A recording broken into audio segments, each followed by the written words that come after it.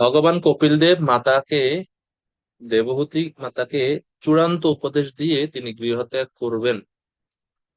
তো এই উপদেশের প্রতি পূর্ণ বিশ্বাস স্থাপন করার ফলে আমরা প্রেম লাভ করতে পারি এবং অনেক তত্ত্বজ্ঞ আত্ম উপলব্ধির এই পন্থায় সিদ্ধি লাভ করেছেন পূর্বে, সেই সম্বন্ধে এখানে বলা হচ্ছে। মৈত্রেয় ঋষি বলছেন, মৈত্রেয় উবাচ ইরিতো ভগবানেবং কপিলাখ্যা পরঃ পুমাन् वाचा अविक्लवय इति आह मातरम মাতৃবৎসল। মাতৃবৎসল ভগবান কপিল দেব ভগবানকে এখানে বলেছে মাতৃবৎসল। তিনি তার মায়ের প্রতি অত্যন্ত প্রীতিযুক্ত, কারণ উনি দেবহূতি মাতা একদিকে তিনি মা, আবার একদিকে তিনি ভগবানের ভক্ত। তো স্বাভাবিকভাবে ভগবান তার ভক্তদের প্রতি স্নেহযুক্ত বা প্রীতিযুক্ত তো আছেনই। তো উভয় একসাথে এখানে, উনি হলেন মাও, আবার উনি ভগবানের শুদ্ধ ভক্ত। তো সেজন্য বলছে মাতৃবৎসল। যেরকম ভগবান একটা নাম আছে ভক্ত বৎসল, তো ভগবান যদি ভক্ত বৎসল হতে পারেন তো মাতৃবৎসল হতে পারবেন।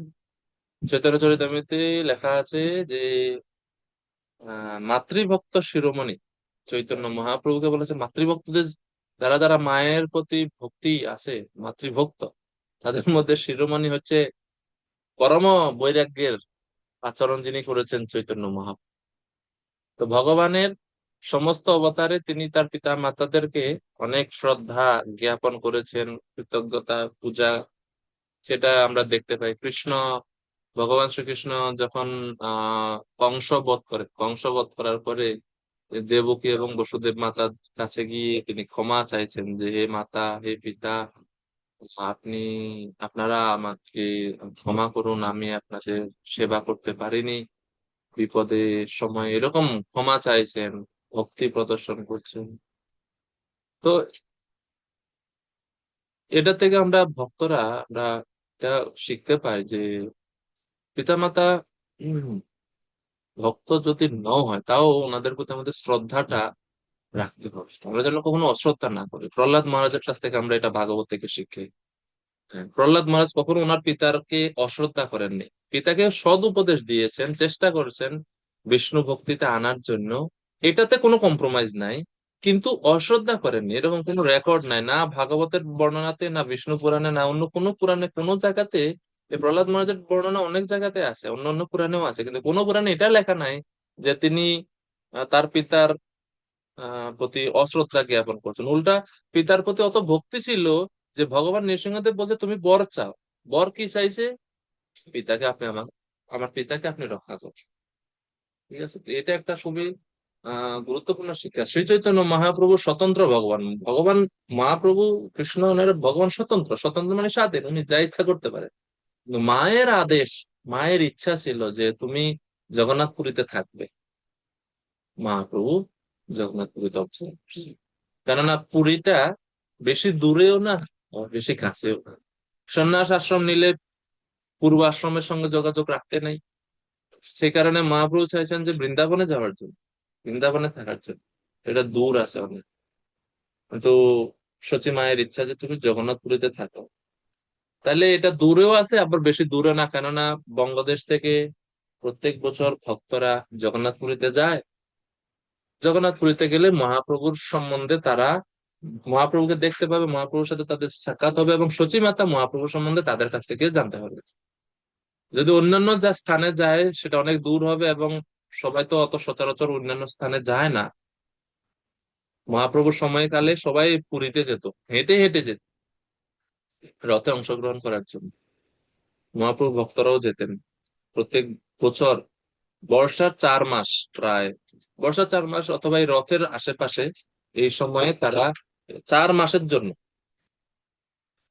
জগন্নাথ পুরীতে যেতেন মহাপ্রভুর সঙ্গ পাওয়ার জন্য, রথ অংশগ্রহণ করার জন্য। এবং এই 4 মাস ব্যাপী সব গৃহস্থ ভক্তদের পরিবার, মানে ঘর কিভাবে চলবে সেই ভার, সেই অর্থ, তাদের এই সবকিছু ম্যানেজ করতেন শিবানন্দ সেন। মহাপ্রভুর ট্রেজারার ছিলেন উনি, শিবানন্দ সেন। অনেক ধনী ছিলেন এবং উনি ওনার ধনের সঠিক যথার্থ ব্যবহারও করছেন। মানে এই যে 200 ভক্ত, 150-200 ভক্ত প্রতি বছর ওনারা 4 মাস ঘরে নাই, তো পুরুষরাই তো উপার্জন ক্ষম, উপার্জন করতো পুরুষরাই। এখন এই 4 মাস যদি উনি ঘরে না থাকে তো ওনার ঘর কিভাবে চলবে? তো শিবানন্দ সেন এই 4 মাসের ওনাদের যাবতীয় খরচ সবকিছু দিয়ে তারপরে উনি যেতেন। এখন চিন্তা করেন কত টাকা পয়সা বা কত অর্থের দরকার, তিনি সব এটা ম্যানেজ করছেন। তো এই জন্য এখানে বলা হচ্ছে যে ভগবান আছেন মাতৃবৎসল, মাতৃবৎসল। তো তিনি উত্তর দিয়েছিলেন গম্ভীরতা পূর্বক। প্রভুপাদ বলছেন যে তার মায়ের বাক্য শ্রবণ করে তিনি অত্যন্ত শ্রদ্ধা সহকারে, গম্ভীরতা পূর্বক এবং শিষ্টতা সহকারে, হ্যাঁ শিষ্টতা সহকারে উত্তর দিয়েছিলেন। তা আমরা অনেক সময় বেশি একটু মানে হয়ে যায়, ফ্যানাটিক হয়ে যায়, জানি আমি এখন ভক্ত হয়ে গেছি, আমার এখন কোনো আর আসক্তি নেই, সমস্ত আসক্তি থেকে আমি এখন মুক্ত হয়ে গেছি। তো ওই রকম অনেক সময় পরে দেখা যায় যে কষ্ট পায়। এটা আমাদের একটু ঠিক ভাবে চলতে হবে। যাই হোক, তো কপিল দেব কি বলছেন, কপিল উবাচ বা ভগবান উবাচ দুইটাই বলা যায়। মার্গেনানেন মাতস্তে সুসেব্যেন উদিতেন মে আস্থিতেন পরাম কাষ্ঠাম অচিরাৎ অবরোচ্স্যসি। ভগবান বলছেন, হে মাতা, মে উদিতেন তে, আমি আপনাকে যে উপদেশ বা যে জ্ঞান দিলাম তা তে তব আপনার সুসেব্যেন, আমি আপনাকে যে উপদেশ দিয়েছি এটা আপনার জন্য সুখসেব্য, মানে আপনার জন্য এটা সহজ, আপনি এটা পালন করতে পারবেন সহজে। এবং অনেন মার্গেন আস্থিতেন, এই মার্গ বা এই পন্থা বা এই জ্ঞানের আচরণ ফলে, অনুষ্ঠান করার ফলে অচিরাৎ অতি শীঘ্রই পরাম কাষ্ঠাম অবরোচ্যসি, এই জ্ঞানের অনুষ্ঠান করার ফলে অচিরেই আপনি বর্তমান শরীরেই, আপনি আপনার বর্তমান শরীরেই মুক্তি লাভ করবেন। পরাম কাষ্ঠাম, পরাম কাষ্ঠাম মানে কি? পরাম মানে হচ্ছে সর্বোচ্চ, কাষ্ঠা মানে হচ্ছে স্থিতি। আমাদের সর্বোচ্চ স্থিতি কি? জীবের সর্বোচ্চ স্থিতিটা কি? জীবের স্বরূপ কৃষ্ণ নিত্য দাস। তো কৃষ্ণ দাস জানা একটা, কৃষ্ণ দাস রূপে নিজেকে উপলব্ধি করাটা হচ্ছে একটা। কৃষ্ণ দাস রূপে যখন নিজেকে উপলব্ধি করি এটাই হচ্ছে মুক্তি। ভাগবতে মুক্তির সংজ্ঞা কি দিচ্ছে? মুক্তি মানে হচ্ছে মুক্তি হিত্বা অন্যথা রূপম স্বরূপেণ ব্যবস্থিতি। মুক্তি মানে হচ্ছে অন্যথা রূপম, অন্য সমস্ত রূপ, অন্য সমস্ত উপাধি ত্যাগ করে স্বরূপে আসা হচ্ছে মুক্তি। সেই মুক্তিকে এখানে কোন শব্দ দ্বারা সংজ্ঞায়িত করছেন কপিল দেব? পরাম কাষ্ঠাম। আপনি যদি এই আচরণ আমার উপদেশ পালন করেন, অচিরাত অতি শীঘ্রই, বেশি দূর না, চির মানে হচ্ছে অনেক দীর্ঘকাল, চিরকাল আমরা বলি না, অনেক দীর্ঘকাল। অচিরাত মানে হচ্ছে অতি শীঘ্রই, পরাম কাষ্ঠাম অবরোচ্যসি, পরাম কাষ্ঠাম মানে জীবন মুক্ত হবেন আপনি, জীবন মুক্তি মানে এই শরীরে থাকা অবস্থায় আপনি মুক্ত হয়ে যাবেন। এখন প্রশ্ন হচ্ছে, পূর্বের শ্লোকে আমরা পড়লাম যে তিনি মাতৃবৎসল, মায়ের প্রতি শ্রদ্ধা, শিষ্টাচার সব। এই যে মাকে উপদেশ দেওয়া ছেলের কি শিষ্টাচারের মধ্যে পড়ে? তাহলে কেমন মাতৃভক্ত, মাকে উপদেশ দিচ্ছে, কিভাবে এটা ব্যাখ্যা করবেন? কেউ যদি আপনাকে এসে বলে, আপনারা বলছেন মাতৃভক্ত হয়েছে, মাতৃভক্ত তো মাকে উপদেশ দেয়, ছেলে যত বড়ই শিক্ষিত হোক মাকে তো আর উপদেশ দিতে পারে না বা দেয় না, বা এটা শিষ্টাচার, মানে আপাত দৃষ্টিতে আমরা জানি যে এটা শিষ্টাচার, শিষ্টাচার না। কিভাবে এটা বলা যায়? তুমি কেন দিচ্ছ? মীনাক্ষী মাতাজি বলুন। হরে কৃষ্ণ প্রভু, দণ্ডবাদ প্রণাম। প্রভু, মাতা আর পুত্রের যে সম্পর্কের কথা আপনি বলছেন, উপদেশ দেওয়া যায় না, সেটা জড়জাগতিক দৃষ্টিতে সম্ভব? কিন্তু এটা তো জড়জাগতিক জিনিস নয়। দেবাহুতির সঙ্গে যার তার যে পুত্রের সম্পর্কটা, তিনি অলরেডি জেনেই গেছেন যে উনি ভগবান, তাই জন্য ওনার কাছ থেকে উপদেশ গ্রহণ করতে চেয়েছিলেন, এবং সেই পরিপ্রেক্ষিতেই সে মাতাকে উপদেশটা দিয়েছিলেন। আচ্ছা, তো উনি তো জানেনই কপিল দেব ভগবান। আর এই যে কপিল দেব যে ভগবান উনি জানেন, এর মানে তিনি তো অলরেডি সেই সিদ্ধি স্তর প্রাপ্ত হয়েছেন। না, সিদ্ধি স্তর প্রাপ্ত না করলে তো ভগবানকে আমরা বুঝতেই পারতাম না, বা মাতা দেবহূতি তো বুঝতেই পারতেন না যে ইনি ভগবান। কেউ কখন বুঝতে পারে যে ইনি ভগবান, কখন ভগবানের মহিমা উপলব্ধি করতে পারে? যখন তিনি সিদ্ধি স্তর প্রাপ্ত হন, তিনি মুক্তি স্তর প্রাপ্ত হন, তখনই তো, না? তার মানে কপিল কপিল দেবের স্থিতি মাতা দেবহূতি জানেন, এর মানে মাতা দেবহূতি তো অলরেডি মুক্ত। তাহলে এখানে যে বলা হচ্ছে আপনি অচিরাত মুক্তি লাভ করেন, এর মানে কি, এই শ্লোকের মানে কি এখনো পর্যন্ত মাতা দেবহূতি মুক্ত না? উনি যদি মুক্ত না হতেন, ভগবানকে সন্তান রূপে কিভাবে পেলেন? প্রথম কথা, তাহলে এই শ্লোকে যে প্রভু যে ভগবান 7, 8 নম্বর শ্লোকে অলরেডি তো এটা বলেই দেওয়া হয়েছে। সাত কি আট বলো, আট যোগ যে শ্লোকটা আমরা পড়লাম, সেই শ্লোকে অলরেডি এটা বলেই দেওয়া হয়েছে। কি বলা হয়েছে 7, 8-এ? 7, 8-এ বলা হচ্ছে ভগবানের নামটা নিলাম মানেই সে সমস্ত জিনিস থেকে মুক্ত হতে পারছে। কিন্তু হ্যাঁ, তারও তো স্টেজ রয়েছে, যেহেতু উনি ভগবানকে পেয়েছেন সন্তান হিসাবে, হ্যাঁ, উনি অলরেডি সেই স্থিতিতে চলে গেছেন। প্রশ্ন সেটাই। তাহলে ভগবান কপিল দেব এখন কেন এই শ্লোকে বলছেন আস্তি তেনা পরাম কাষ্টাম অচিরাত অবরোধস্যসি, আপনি জীবন মুক্ত জীবন মুক্ত হবেন, আপনি এই জ্ঞান অনুশীলনের ফলে এই বর্তমান শরীরে শীঘ্র মুক্তি লাভ করবেন। শীঘ্র মুক্তি, আর মুক্তির কোনটা বাকি আছে মাতা দেবভূতির? কোন মুক্তির কথা এখানে বলছে? প্রশ্ন হচ্ছে এটা, বুঝতে পারছেন কি? তো অলরেডি তো তিনি তো মুক্ত, উনি ভগবানকে পুত্র রূপে পাইছেন, এর মানে তো অলরেডি মুক্ত। তাহলে আর কোন মুক্তি পাবেন? কোন মুক্তির কথা স্বর- কপিল দেব এখানে বলছেন? সেটা হচ্ছে প্রশ্ন। স্বরূপ মুক্তির কথা। না, মুক্তি তো অলরেডি পেয়ে গেছেন, এখানে আর অন্য কোনো মুক্তি বাকি নাই মাতা দেবভূতির। তাহলে ভগবানকে পুত্র রূপে প্রাপ্ত হয়ে তুমি অলরেডি মুক্ত, না? বিষয়টা ক্লিয়ার কি না, কনসেপ্টটা? উনি হ্যাঁ, তো হ্যাঁ, অলরেডি মুক্ত, না হলে উনি মুক্ত ভগবানকে পেলেন কি করে? পারেন কি করে। তাহলে এখানে কোন মুক্তির কথা ভগবান বলছেন?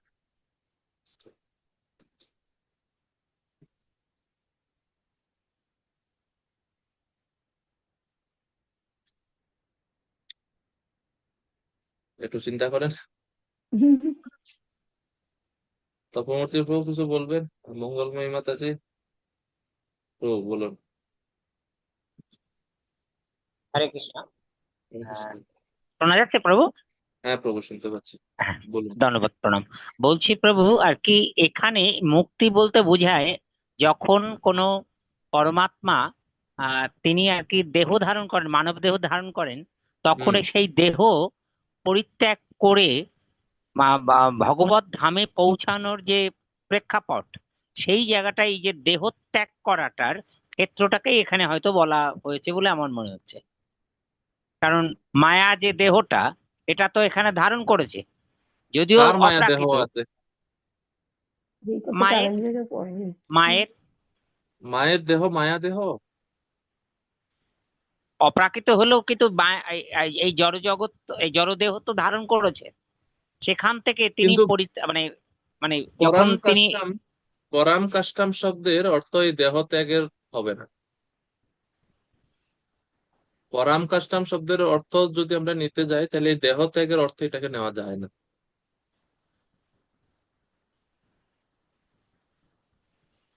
এটা বোঝা যাচ্ছে, কিন্তু আপনার বিষয়টা এই জায়গাটায় যে আপনার যেহেতু মায়া দেহটা ধারণ করে আছে, এবং পরকাষ্ঠা তিনি তো লাভ করবেন, পরম পদ লাভ করবেন। তো সেই পরম পদটা লাভ করার জন্যে আপনার এই যে দেহটা পরিত্যাগ করে তিনি আর কি ভগবত ধামে তিনি পৌঁছে যাবেন, এই জায়গাটা, এই যে টেবুলেশনটা। কারণ ভগবান তো তাকে কৃপা করে বসেই আছেন, কিন্তু তাকে তো একটা জায়গা দেওয়া। হ্যাঁ, একটি ধরা যাক কোনো একটি নারী, তিনি যদি বাপের বাড়ি থাকেন, তা যদি তার শ্বশুর বাড়িতে যেতে হয়, তখন বিবাহ নামক একটা প্রতিষ্ঠানকে যেমন ব্যবহার করা হয়, তদ্রূপ আমাদের দেহ ত্যাগটাকেও এইরকম একটা প্রতিষ্ঠা, মানে একটা প্রেক্ষাপট ধরে নেওয়া যেতে পারে। এবং এখানটা এইভাবে বলা যেতে পারে, কারণ আমরা দেখতে পাচ্ছি যখন পিতা কর্দমমণি বনে গেলেন, তখন মাতা দেবাহুতি বললেন আমি ভীষণ দুঃখে আছি, কষ্টে, তো আমার এই দুঃখ দূর হবে কেমন করে? তখন ভগবান বললেন যে সাধু সঙ্গ করো মা। তখন বললো সাধু চিনবো কেমন করে? তখন বলেছিল যে যিনি ধৈর্যশীল, এইভাবে বলেছিলেন। তাহলে তিতিক্ষব এই কারণেশম। জড়দেহ থাকলে জড়জাগতিক কিছু ক্লেশ আমাদের পেতে হয়, যদিও তিনি পারমার্থিক দিক থেকে চূড়ান্ত পর্যায়ে আছেন এবং তিনি অবশ্যই তিনি সেই মুক্তি লাভ করেই বসে আছেন। তথাপিও এই জড়দেহ থাকার ফলে কিছুটা মানে আপনার প্রেক্ষাপট থেকে যায়, যে জায়গাটা দাঁড়িয়ে আমরা বিভিন্ন মুনি ঋষিদের ক্ষেত্রে দেখেছি, দেবর্ষী নারদও বিভিন্ন লীলা করেছেন। তো সেই জায়গাটা দাঁড়িয়ে আমার মনে হচ্ছে যে এখানে দেহ ত্যাগের যে ক্ষেত্রটা, এই ক্ষেত্র থেকে মুক্ত হলেই তিনি সেখানে চলে যেতে পারবেন, সেই এইরকম একটা জায়গা হয়তো বলেছে। আচ্ছা, মীনাক্ষী মাতাজি কিছু বলবেন না? হরে কৃষ্ণ প্রভু, আমি বলছিলাম যে এটা আমরা অলরেডি পড়েছিলাম যে ভগবান ব্রহ্মাজিকে এই দেহত্যাগের কথাটা একবার বলেছিলেন। সুন্দর। এখন আমরা দেখি আমাদের আচার্যরা কি বলছে। আপনারা আপনারা মুনি, ঋষি, আপনারা আপনাদের মত দিলেন। বিশ্বনাথ দেহত্যাগ মানে চক্রবর্তী। যে শরীরটাকে ছোড়া নয়, যে শরীরটাকে ছেড়ে দেওয়া নয়, ওনার ভিতরে যে ইয়েটা ছিল, কদর্যটা ছিল, সেটাকে ত্যাগ করতে বলেছিলেন। ব্রহ্মাজি যখন তার কন্যার পথে ধাবিত হয়েছিলেন, সেই হুম পরিপ্রেক্ষিতে বলা হয়েছিল, হুম হুম, ঠিক আছে। তো তাই নাকি? হ্যাঁ, ওটা ঠিক আছে মাতাজি, কিন্তু এখন মানে এখন এই যে মানে এখানে মুক্তির বলতে কোন মুক্তির কথা বলা হচ্ছে, এখন আমরা সঠিকটা জানবো। বিশ্বনাথ চক্রবর্তী ঠাকুর আমাদের সহযোগিতা করবেন। তিনি বলছেন, আস্থিতেন অনুষ্ঠিতেন পরাম প্রেম সিদ্ধিম অবরোচ্যসি প্রাপ্স্যসি নিত্য সিদ্ধ মাতৃভাব অপি তাম তথা উক্তি লোক শিক্ষার্থমেব জ্ঞেয়াঃ। অর্থাৎ দেবহূতি মাতার প্রতি যে দেবহূতি মাতার প্রতি নিত্য সিদ্ধ মাতৃভাব আছে কপিল দেবের, সেই কারণে কপিল দেবের এই যে উদ্দেশ্য, এই যে উক্তিটা বা এই যে তুমি আপনি প্রেম পরম কষ্টা বা মুক্তি লাভ করবেন। তো বিশ্বনাথ চক্রবর্তী ঠাকুর বলছেন, এই যে উপদেশ বা এই যে লোকশিক্ষা, এটা শুধুমাত্র লোকশিক্ষার জন্য, এই উপদেশগুলা লোকশিক্ষার জন্য, এগুলো মার জন্য না। আর এই জ্ঞান লাভ করে বা এই জ্ঞান অনুশীলন করে আমরা জীবেরা পরম মুক্তি বা জীবন মুক্তি লাভ করতে পারবে। এটা মাতা দেবহূতিকে তিনি বলছেন উদ্দেশ্য করে, কিন্তু এই উদ্দেশ্যটা করছেন মাতা দেবহূতির প্রতি না, উদ্দেশ্য হচ্ছে আমাদের প্রতি।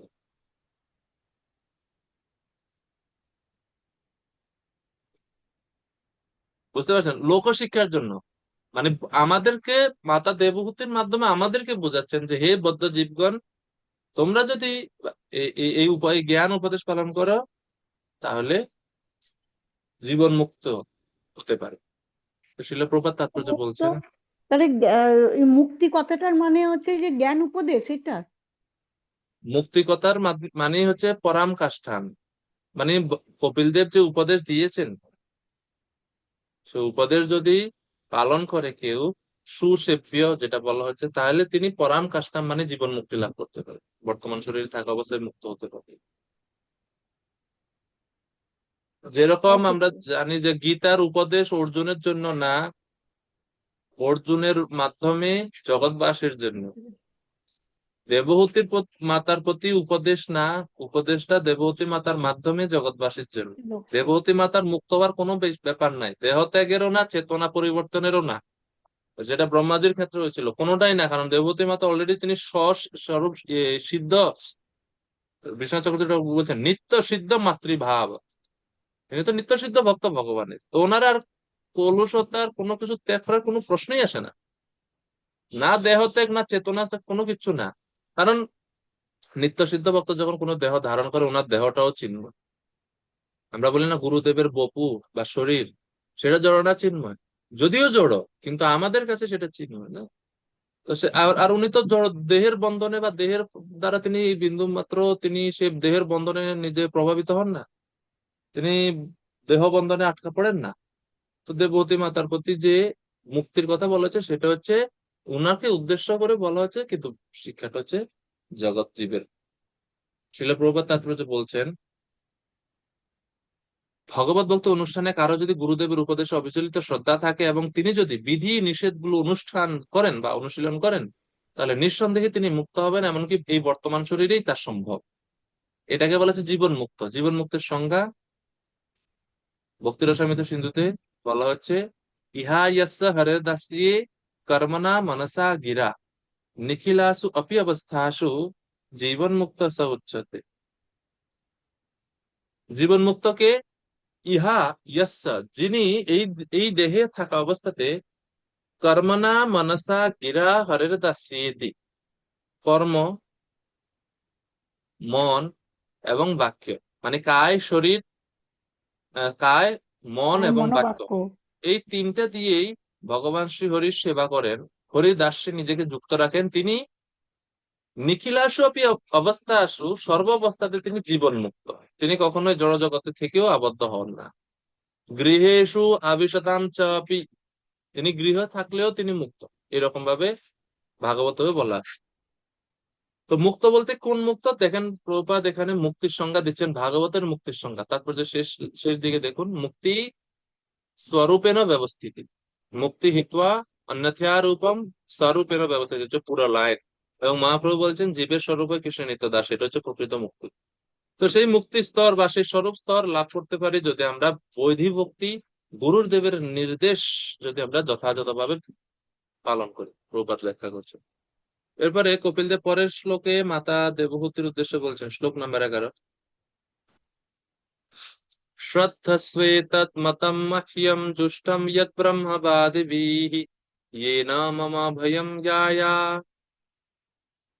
মৃত্যুম রিচ্ছন্তি অতৎবিদাঃ। মীনাক্ষী মাতাজি অনুবাদ করবেন। হরে কৃষ্ণ প্রভু, প্রণাম। শ্লোক নম্বর 11, অনুবাদ। হে মাতো, যারা প্রকৃতই আধ্যাত্মবাদী তারা আপনাকে প্রদত্ত আমার এই উপদেশ অনুসরণ করেন।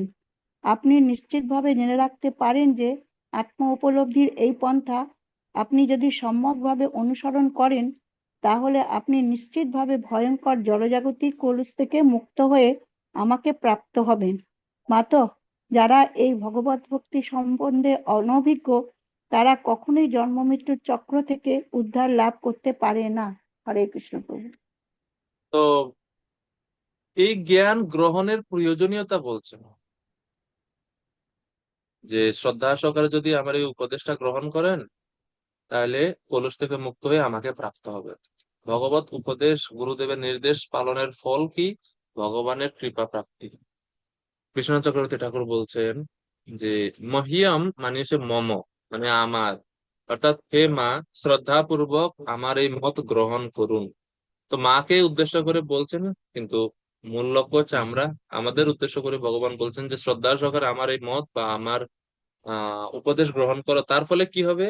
ইয়া, অর্থাৎ অভয় প্রাপ্ত হবে, আমরা ভয় থেকে মুক্ত হব, যেটা প্রথম স্কন্ধে আমরা পড়ছি, ইচ্ছাতা অভয়ম স্মর্তব্য সততম বিষ্ণু বিস্মর্তব্য ন জাতচিৎ। এটা এটা না, কি প্রথম স্কন্ধে বলছেন না, শ্রোতব্য কীর্তিতব্যশ্চ স্মর্তব্য, হ্যাঁ, তস্মাৎ সর্বাত্মনা রাজন, ওই শ্লোক, তস্মাৎ সর্বাত্মনা রাজন। বললেন মঙ্গলময়ী মাতাজি।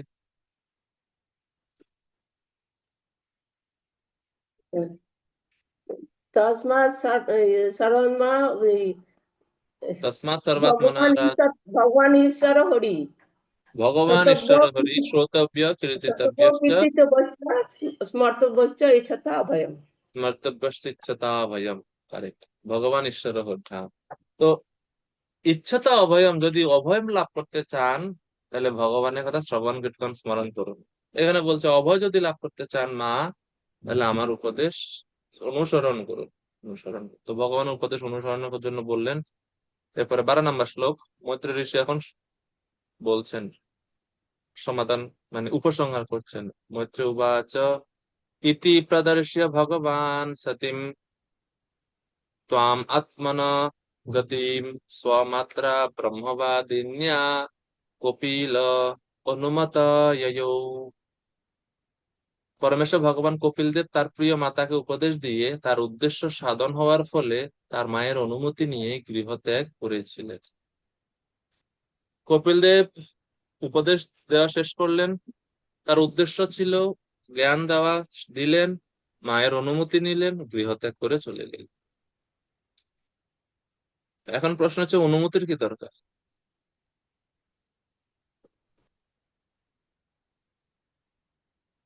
তিনি তো স্বাধীন পুরুষ, ভগবান, তিনি ইচ্ছা মাত্র সব করতে পারেন। বিশ্বনাথ চক্রবর্তী ঠাকুর সুন্দর ভাবে বলছেন, দেবহূতি মাতা কপিল দেবকে গমনের অনুমতি প্রদানের কারণ কি? সাধারণত মায়েরা ছেলেদেরকে সন্ন্যাস আশ্রমে পাঠাতে চায় না, যে ছেলে ছেড়ে চলে যাবে কোনো সম্ভবত, এটা মায়েরা এই স্নেহটা ছাড়তে পারে না। তো এখানে এটা কি দেবহূতি মানুষের আমাদের শিক্ষা দেওয়ার জন্য যে ছেলেদের মায়ের কাছে অনুমতি নেওয়া উচিত? শিক্ষা না, শিক্ষা বলতে এখানে বলছি আমি, আহ বিশ্বনাথ চক্রবর্তী ঠাকুর বলছেন যে দেবহূতি মাতা যে অনুমতি দিলেন, শিক্ষা তো আছেই ভবিষ্যতে, যে সবাই যেন অনুমতি দেয়, কেউ সন্তান যদি সন্ন্যাস আশ্রমে যেতে চায় পিতামাতা যেন বাধা না দেয়, এটা একটা। আর দ্বিতীয় হচ্ছে এখানে দেবহূতি মাতা দিচ্ছেন এই কারণে, যদিও তিনি ওনার ছেলেকে অর্থাৎ ভগবানকে অনেক ভালোবাসেন, স্নেহ করেন, কিন্তু তিনি যেতে দিচ্ছেন কেন? কারণ তিনি নিজে হচ্ছেন একজন ব্রহ্মবাদিনী। যেহেতু তিনি ব্রহ্মবাদিনী, এজন্য তিনি নিজের পুত্রকে ব্রহ্মরূপেই জানেন। তো তিনি চিন্তা করতেন, আমার ছেলে তো পরম ব্রহ্ম, তাকে আমি ঘরের মধ্যে কিভাবে আটকে রাখবো। এই জন্য তিনি ছেলেকে অনুমতি দিলেন। শিল প্রভুপাদ তাৎপর্য, ভগবান অন্যকে শিক্ষা দেওয়ার জন্য নিজে আচরণ করেন। ভগবানের সন্ন্যাসের দরকার কি ছিল? ভগবানের দরকার আছে? গৃহত্যাগ করার কি দরকার ছিল? উনি গৃহে থাকলে কি উনি বন্ধনে আবদ্ধ হয়ে যেতেন? কিন্তু আচরণ করে শিক্ষা দিচ্ছে। আপাত দৃষ্টিতে তিনি দিব্য জ্ঞান লাভের জন্য গৃহত্যাগ করেছিলেন, যদিও আধ্যাত্মিক বিষয়ে তার উপলব্ধির কোনো কিছুই কমতি নাই, প্রভুপাদ বলছেন, কারণ তিনি হচ্ছেন সেই পুরুষ যাকে আধ্যাত্মিক উপলব্ধির দ্বারা জানতে হয়। তাই এটি হচ্ছে সাধারণ মানুষের মতো আচরণকারী ভগবানের একটি দৃষ্টান্ত, যাতে অন্যরা তার কাছ থেকে শিখতে পারে। তারপরে যে পরের অংশ প্রবাদ বলছে, তিনি নিশ্চয়ই তারপর যে পরের অংশটা হচ্ছে এটা, যে সবচাইতে ভালো একলা থাকে। প্রবাদ বলছে সবচাইতে ভালো হচ্ছে ব্রহ্মচারী,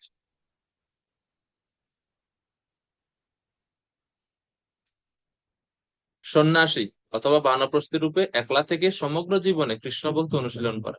যারা একলা থাকতে অক্ষম, তাদের পত্নী এবং সন্তান সন্ততি সহ গৃহস্থ জীবনে বাস করার অনুমতি দেওয়া হয়েছে, ইন্দ্রিয় তৃপ্তি সাধনের জন্য নয়, কৃষ্ণ ভক্তি অনুশীলনের জন্য। লক্ষ্য এনারাও যেন আসক্তি থেকে মুক্ত হয়। ঠিক আছে, এখন শ্লোক নাম্বার 13 থেকে 32 পর্যন্ত বর্ণনা করা হচ্ছে মাতা দেবহূতি কিভাবে তিনি ভগবত ধাম প্রাপ্তি, ভগবত ধাম প্রাপ্তি সম্বন্ধে, বা কিন্তু কিভাবে ভগবত ধাম প্রাপ্ত হলেন, বা এর আগে তিনি কিভাবে তপস্যা করলেন, সেই তপস্যার কথা, মাতা দেবহূতি তপস্যার কথা এখন বলা হচ্ছে। মঙ্গলময় মাতাজি 13 নম্বর শ্লোকের অনুবাদ করবেন কৃপা করে। হরে কৃষ্ণ প্রভু, ধন্যবাদ, প্রণাম। শ্লোক নম্বর 13 অনুবাদ।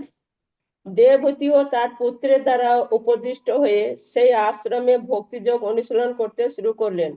তিনি কর্দম মুনির গৃহে সমাধি যোগ অভ্যাস করেছিলেন এবং সেই গৃহটি ফুলের দ্বারা এত সুন্দরভাবে অলঙ্কৃত ছিল যে সেইটিকে সরস্বতী নদীর পুষ্প মুকুট বলে মনে করা হতো।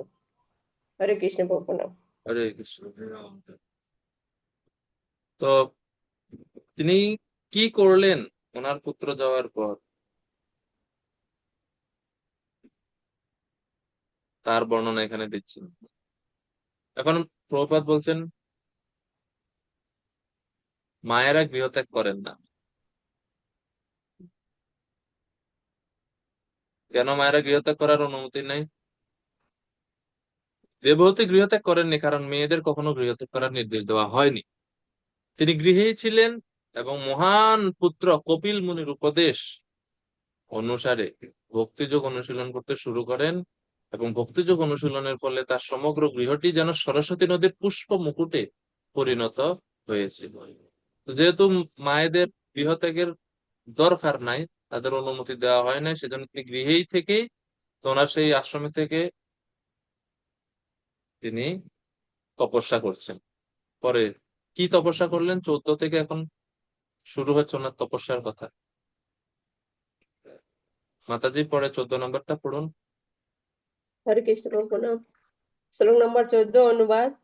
তিনি দিনে 3 বার স্নান করতেন এবং তার ফলে তার কুঞ্চিত কৃষ্ণ কেশদাম জটাযুক্ত এবং পিঙ্গল বর্ণ হয়েছিল।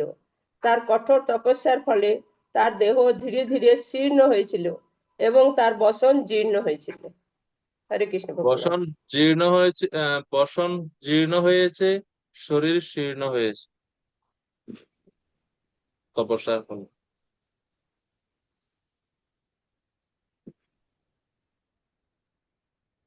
প্রভুপাদ বলছেন, যোগী ব্রহ্মচারী বানপ্রস্থী সন্ন্যাসী দিনে 3 বার স্নান করে, খুব সকালে, দুপুরে এবং সন্ধ্যায়। এমনকি কিছু গৃহস্থ, বিশেষ করে ব্রাহ্মণেরা, যারা গৃহস্থ আশ্রমে আছেন ব্রাহ্মণ, তারা আধ্যাত্মিক চেতনায় খুব উন্নত, তারাও এই নিয়ম পালন করে। দেবহূতি মাতা একজন রাজকন্যা, একজন রাজার পত্নীর মতো, যদিও কর্দমুনি ছিলেন না, রাজা ছিলেন না, কিন্তু তার যোগশক্তির প্রভাবে তিনি দেবহূতিকে এক অতি সুন্দর প্রাসাদে বহু পরিচারিকা এবং সমস্ত ঐশ্বর্য সহ খুব আরামে রেখেছিলেন। তো যেহেতু তিনি তার পতির সঙ্গে থাকার সময়ে তপস্যা করতে শিখেছিলেন, তাই তপস্যা করতে তার কোনো অসুবিধা হয়নি। তো তা সত্ত্বেও তার পতি এবং পুত্রের গৃহত্যাগের পর যেহেতু তিনি কঠোর তপস্যায় যুক্ত হয়েছিলেন, তাই তার শরীর শীর্ণ হয়েছিল। আমরা দেখেছি পূর্বেও যখন কর্দম মুনির সেবা করছিলেন মাতা দেবহূতি, তখন ওনার শরীর জীর্ণ শীর্ণ হয়েছিল, মনে আছে আপনাদের? হ্যাঁ, আহ বিশৃম্ব কামম দম্ভম চ লোভম মোহ, এরকম বর্ণনা আছে। তো সেখানে এই সেকশন আছে যে শীর্ণ হয়েছিল এবং শরীরের উজ্জ্বলতা সবকিছু নষ্ট হয়ে গেছিল। পরে আবার জলের নিচে যোগ শক্তির মাধ্যমে কর্তমনে আবার বিউটি পার্লারে পাঠিয়ে আবার সুন্দর বসন টসন করেছেন এইসব। তো এর মানে প্রভাত বলছেন যে ওনার অভিজ্ঞতা আছে, সে কারণে সমস্যা নাই। এখন আমাদের শিক্ষার জন্য প্রভুপাদ বলছেন, পরে দেখেন ওই যে শরীর শীর্ণ হয়ে গেছে, তার থেকে প্রভুপাদ বলছেন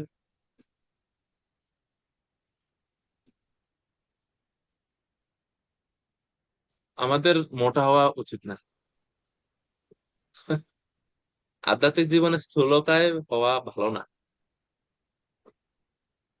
শীর্ণ হওয়া ভালো। মোটা হওয়া পারমার্থিক উপলব্ধির পথে প্রতিবন্ধকতা। এজন্য অত্যাধিক আহার, অত্যাধিক নিদ্রা এবং আরামদায়ক ব্যবস্থা থাকার সম্বন্ধে সতর্ক থাকা উচিত। স্বেচ্ছায় কৃষ্ণ সাধন স্বীকার করে অল্প আহার করা উচিত, অল্প ঘুমানো উচিত। এগুলো যে কোনো যোগ অনুশীলনের বিধি, তা ভক্তিযোগ হোক, জ্ঞানযোগ হোক অথবা হঠযোগ হোক, যেটাই হোক। তো তপস্যার কথা প্রভুপাদ বলছেন যে বেশি মোটা হওয়া উচিত না, বিশেষ করে যারা মন্দিরবাসী ভক্তবৃন্দ, তাদের জন্য এটা খুবই আহ সবার জন্য, আশ্রম ব্যাপার না, সকল ভক্তদের উদ্দেশ্যেই, কেননা শরীরের জন্য ভালো থাকে, ফিট থাকে শরীরটা। তারপরে 15 নম্বর শ্লোক। প্রজাপতে কর্দমস্য তপোযোগ বিজৃম্বিতম স্বগার্হস্থ্যম অনুপম্যম প্রার্থ্যম বৈমানিকৈরপি।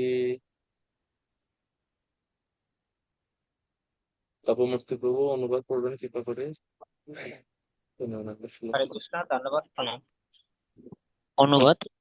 প্রজাপতি কর্দমের ঘর এবং গৃহস্থালী তেনার তপস্যা এবং যোগের বলে এতই সমৃদ্ধ ছিল যে যেনারা অন্তরিক্ষে বিমানে বিচরণ করেন, তেনারাও তেনার ঐশ্বর্যের প্রতি ঈর্ষা পরায়ণ হতেন। হরে কৃষ্ণ। তো 15 থেকে 19 পর্যন্ত কর্দম মুনির যে প্রাসাদ, যে প্রাসাদে থেকে এখন দেবহূতি মাতা তপস্যা করছেন, সেই প্রাসাদের ঐশ্বর্য সম্বন্ধে বলছে। সেই প্রাসাদটা কত ঐশ্বর্যমণ্ডিত ছিল তা এখন 15 থেকে 19 পর্যন্ত বলা হচ্ছে। ঠিক আছে, তো তপমূর্তি প্রভু আপনি কৃপা করে 19 পর্যন্ত অনুবাদ একটু পড়ে যান, 19 পর্যন্ত। পুরোটা পড়বো?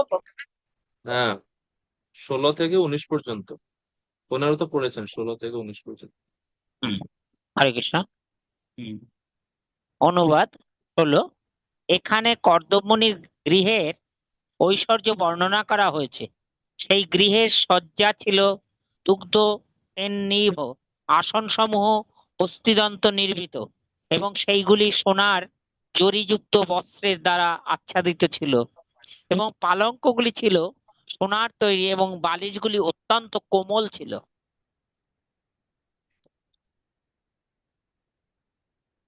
সতেরো অনুবাদ, সেই গৃহের সত্য স্ফটিক নির্মিত দেওয়ালগুলি মহামূল্যবান মণিরত্নের দ্বারা অলঙ্কৃত ছিল।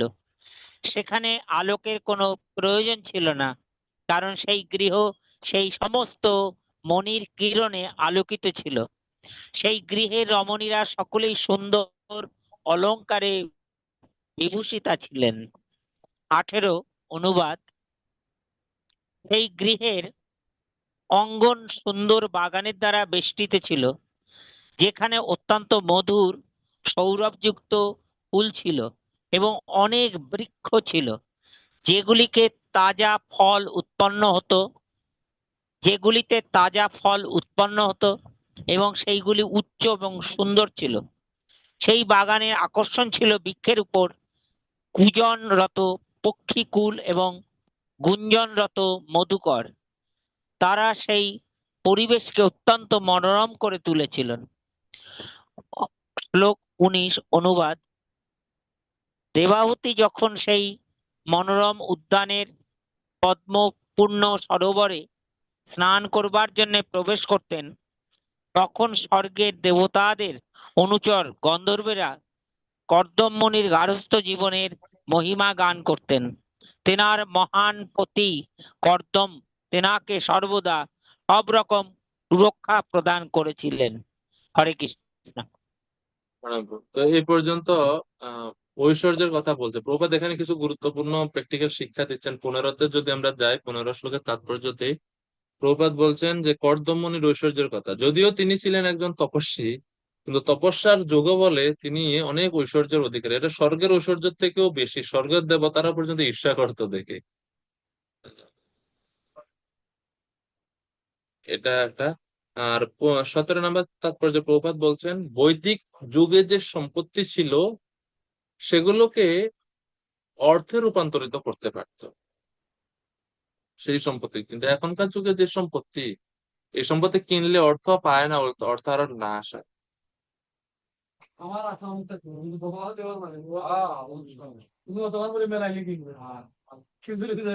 বৈদিক সভ্যতার রীতি ছিল যে গৃহস্থালির জন্য যা কিছু ব্যবহার করা হতো তা সবই মূল্যবান ছিল, প্রয়োজন হলে তৎক্ষণাৎ সেগুলোর বিনিময় করা যেত। ভাঙা এবং অকেজো আসবাবপত্র মূল্যহীন ছিল না। এ প্রথা ভারতবর্ষের গৃহস্থালিতে আজও প্রচলিত রয়েছে। তারা ধাতু নির্মিত বাসনপত্র, স্বর্ণালংকার, রূপার থালা এবং সোনার কাজ করা মূল্যবান রেশমি বস্ত্র রাখেন। আর এখন মানুষে কি রাখে? সব প্লাস্টিকের চেয়ার, প্লাস্টিকের টেবিল, প্লাস্টিকের ওয়ারড্রপ, সব প্লাস্টিক। 5,000 টাকা দিয়ে কিনেন, বিক্রি করতে গেলে 500 টাকাও পাবেন না। ওটা ওই ভাঙারি জিনিস হিসেবে, ওই স্ক্রাপ হিসেবে বিক্রি করতে হবে।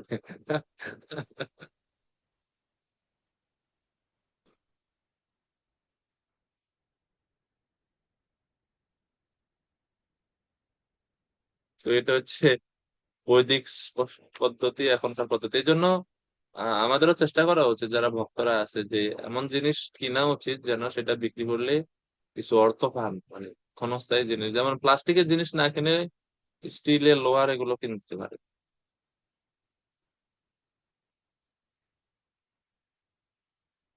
18 নম্বর শ্লোক।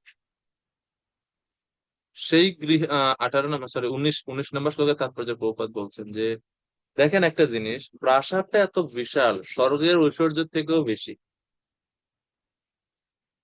কিন্তু তিনি ছিলেন নিরাসক্ত।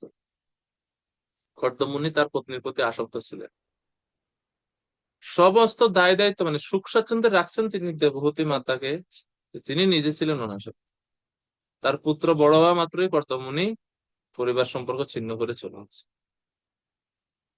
তো এটা হচ্ছে গৃহস্থ ভক্তদের কর্তব্য, অনাসক্ত ভাবে জীবনযাপন করা। দায়িত্ব, অনাসক্ত মানে দায়িত্বহীন না, অনাসক্ত মানে আসক্ত মুক্ত হয়ে ওনার যে দায়িত্ব সেটা পালন করা, যেটা দেবহূতি মাতার প্রতি কর্দমুনির যেরকম সম্পর্ক ছিল সেরকম। এখন এরপরে 20 নম্বর শ্লোক থেকে 20-21 এই দুইটি শ্লোকে বলা হচ্ছে যে এত ঐশ্বর্য আছে কিন্তু তারপরেও মাতা দেবহূতি তিনি সন্তুষ্ট না, কেননা তার পতি এবং তার পুত্র দুইজনই তাকে ছেড়ে চলে গেছেন। তিনি শোক করছেন পতি এবং পুত্রের জন্য। 20 নম্বর শ্লোক, হিত্বা তদীপ্সিতম তমম অপি আখণ্ডলয়োষিতাম কিঞ্চিৎ চকার বদনম পুত্র বিশ্লেষণাতুরা। যদিও তার স্থিতি সর্বতভাবে অতুলনীয় ছিল, তবুও স্বর্গললনাদেরও বাঞ্ছিত তার সমস্ত ঐশ্বর্য থাকা সত্ত্বেও সাধ্বী দেবহূতি তার পুত্রের বিচ্ছেদজনিত বিরহে কাতর হয়ে সেই সমস্ত সুখ ত্যাগ করেছিলেন। ওনার এরকম কোন এই গৃহের কোন সুখ, কোন ঐশ্বর্য ওনার মনকে আকৃষ্ট করতে পারছেন না। তিনি পুত্র বিরহ কাতর। প্রপাত প্রশ্ন উঠাচ্ছেন তাৎপর্য, দেবহূতি মাতা যদি জড়জাগতিক সুখ স্বাচ্ছন্দ্য ত্যাগ করতে মোটেই দুঃখিত না হয়ে থাকেন, তাহলে কেন তিনি তার পুত্রের বিরহে এত দুঃখিত হয়েছিলেন? তিনি তার পুত্রের প্রতি কেন এত আসক্ত ছিলেন? তার উত্তর হচ্ছে পরের শ্লোকে। উত্তরটা কি? ওনার পুত্র সাধারণ কোন পুত্র ছিলেন, ওনার পুত্র ছিল পরমেশ্বর ভগবান। অতএব কেউ যখন পরমেশ্বর ভগবানের প্রতি আসক্ত, তখনই কেবল তার জড় জগতিক আসক্তি তিনি ত্যাগ করতে পারে। সেই কথা ভগবত গীতায় ভগবান বলছেন পরম দৃষ্ট নিবর্ততে। যেহেতু মাতা দেবহূতি ভগবানের প্রতি আকৃষ্ট ছিলেন, সেই কারণে গৃহের কোন সুখের প্রতি, ঐশ্বর্যের প্রতি তিনি আকৃষ্ট হননি বা কোনো আসক্ত ওনার ছিল না। বনম প্রব্রজিতে পত্য অপত্য বিরহাতুরা জ্ঞান তত্তাপি অভূত নষ্টে বৎসে গৌ ইব বৎসলা। চন্দ্রমুখী মাতাজি অনুবাদ করবেন কিভাবে? 20 নম্বর শ্লোক।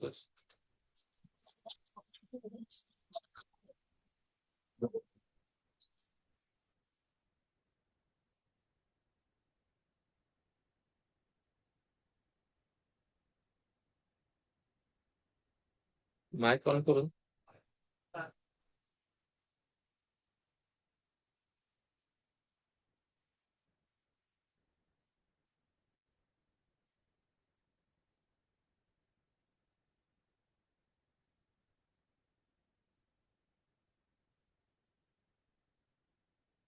আচ্ছা, হয়তো অসুবিধা। দেবহূতির প্রতি ইতিমধ্যে গৃহত্যাগ করে সন্ন্যাস আশ্রম অবলম্বন করেছিলেন এবং তারপর তার একমাত্র পুত্র কপিলদেব গৃহত্যাগ করেছিলেন।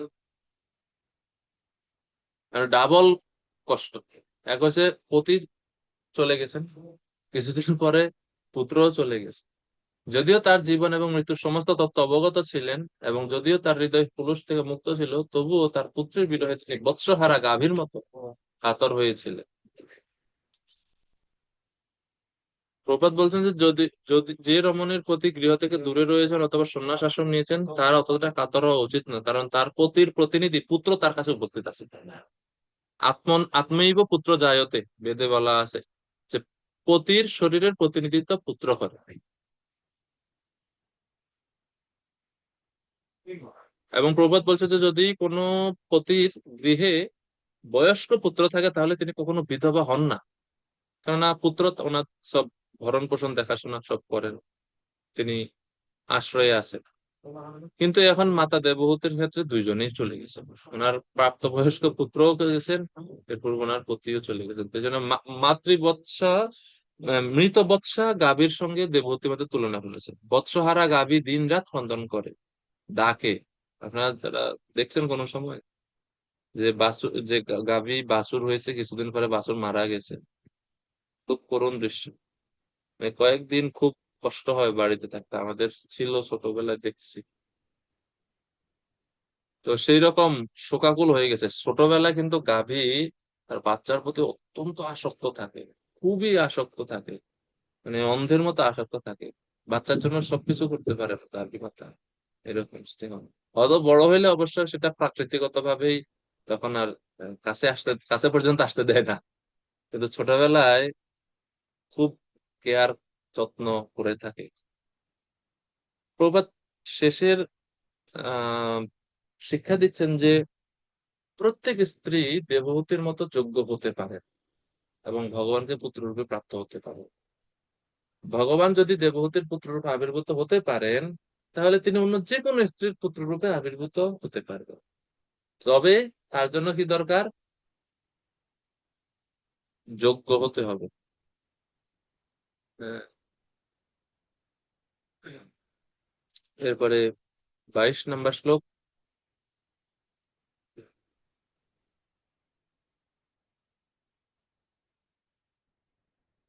হে বিদুর, এইভাবে সর্বদা তার পুত্র পরমেশ্বর ভগবান কপিল দেবের ধ্যান করে অতি সুন্দরভাবে সচ্চিত্ত তার গৃহের প্রতি তিনি অনাসক্ত হয়েছিলেন। তো তিনি তার এই যে গৃহ সুখ, এগুলো কিছুর প্রতি আসক্ত ছিলেন, অনাসক্ত ছিলেন। কৃষ্ণ ভক্তির দ্বারা যে কিভাবে আধ্যাত্মিক উন্নতি সাধন করা যায়, এটি তার একটি ব্যবহারিক দৃষ্টান্ত। প্রভুপাদ বলছেন, আমরা যদি আমাদের আসক্তি পরমেশ্বর ভগবানের প্রতি স্থানান্তরিত করতে না পারি, তাহলে জড় আসক্তির বন্ধন থেকে মুক্ত হওয়ার কোনো সম্ভাবনা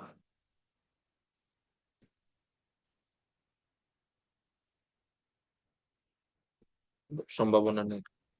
তাই শুদ্ধ ভক্তি অনুশীলন করতে হবে। শুদ্ধ ভক্তি অনুশীলনের ফলে আমরা আসক্তি থেকে মুক্ত হয়ে ভগবানের ধামে যাওয়ার জন্য যোগ্য হয়ে উঠতে পারি। 23 নম্বর শ্লোক।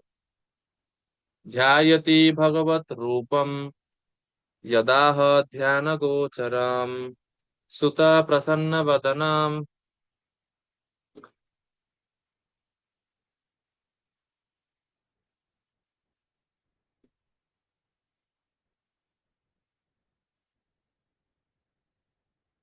समस्त व्यस्त चिंतया। তারপর তার পুত্র প্রসন্ন বদন ভগবান কপিল দেবের কাছ থেকে সমস্ত বৃত্তান্ত গভীর আগ্রহ সহকারে শ্রবণ করে দেবহূতি নিরন্তর পরমেশ্বর ভগবানের বিষ্ণু রূপে ধ্যান করতে শুরু করল। তো এই হচ্ছে এখন আহ এইভাবে ভগবানের ধ্যানে দেবহূতি মাতা মগ্ন হলেন, পরিবারের প্রতি সম্পূর্ণরূপে অনাসক্ত হলেন তিনি। তো 24 থেকে পরের অংশ শুরু হচ্ছে। শ্লোক নাম্বার 24 থেকে 32 শেষ অংশ এই শ্লোকের, এই অধ্যায়ের বা সর্বশেষ অংশতে তিনি কি অর্জন করলেন, দেবহূতি মাতা এভাবে ভগবানের ধ্যান করে কি কি অর্জন করলেন। এবং শেষে 33 পরের অংশে আছে কপিল দেবের কার্যকলাপ। এই বলে এই অধ্যায় শেষ হবে। আজকে আমরা 23 পর্যন্তই রাখি, 23 পর্যন্ত বিশ্রাম রাখছি।